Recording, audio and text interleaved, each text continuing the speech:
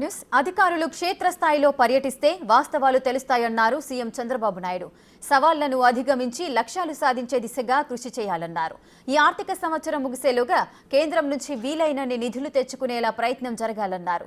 మంత్రులు, వివిధ శాఖల కార్యదర్శులతో సీఎం చంద్రబాబు సమీక్షా సమావేశం నిర్వహించారు. 5 years క్లారిటీ ఇస్తున్నాం. ఈ ఇయర్ క్లారిటీ వచ్చింది.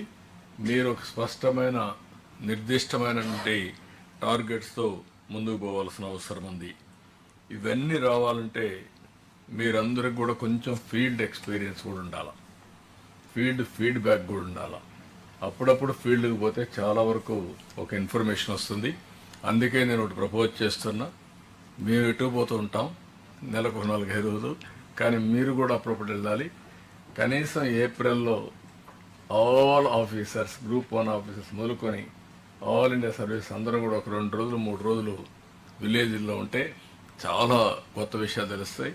ఇప్పుడు విలేజ్లు కూడా ఇన్నోవేటివ్గా తయారైనాయి, టౌన్స్ కంటే బెటర్గా ఉన్నాయి. ఎందుకంటే ఇన్ఫ్రాస్ట్రక్చర్ బెటర్గా ఉంది, వాతావరణం బెటర్గా ఉంది, మీకు కూడా ఫస్ట్ హ్యాండ్ ఇన్ఫర్మేషన్ వస్తుంది. దానిపైన ప్లానింగ్ చాలా వరకు మీకు ఒక అవగాహన వస్తుంది. Will work it out. CS గారు కూర్చొని మాట్లాడి దానిపైన ఒక ఐడియా ఇస్తారు. రెండోది 31st లోపల, మార్చి లోపల గవర్నమెంట్ ఆఫ్ ఇండియాలో ఎంత డబ్బులు సంపాదించుకోగలుగుతామో మనం వర్కౌట్ చేయండి. మీకు ఎక్కడన్నా నా ఇంటర్వెన్షన్ కావాలంటే చెప్పండి, నేను కూడా మాట్లాడతాను. అవసరం లెటర్ ఇస్తాను, ఇలా నేను వస్తాను. అదే మరి మన ఎంపీస్ ఉంటారు, మీరు వాళ్ళని ఉపయోగించుకొని ఇది కూడా మీరు చేయాల్సిన అవసరం ఉంది. రెండోది నెక్స్ట్ ఇయర్ కూడా ఏవేవి ఫండ్స్ ఉన్నాయి, ఏ ఇన్నోవేటివ్ ప్రోగ్రామ్స్ పెట్టారు. మనం ఏదే విధంగా అయితే స్వర్ణ ఆంధ్రప్రదేశ్ పెట్టుకున్నామో వాళ్ళు వికసిత్ భారత్ పెట్టుకున్నారు.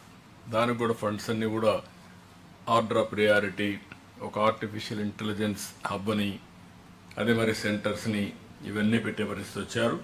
అవి కూడా మనం ఎంతవరకు సంపాదించుకోగలుగుతుందో సంపాదించుకోవాల్సిన అవసరం ఉంది. ఇది కాకుండా మనం మార్చికి ఏదైతే తెలుగు ఉగాది రోజున P4 కూడా